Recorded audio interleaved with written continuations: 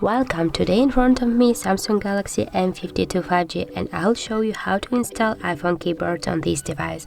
First of all, you have to go to the Play Store, tap to the search pool, and here type the green apple keyboard.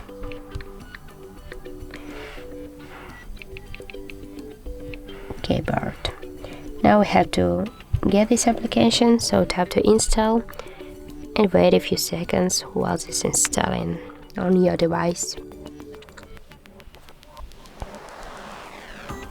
Now I'll tap to open it and tap to enable settings.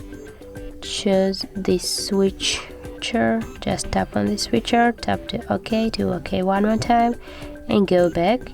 Now tap on switch input methods and change that to English United States keyboard. Now it's finished, and now we can check.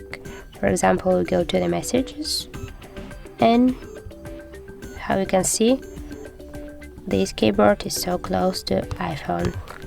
So if you find this video helpful, leave like, comment and subscribe our channel.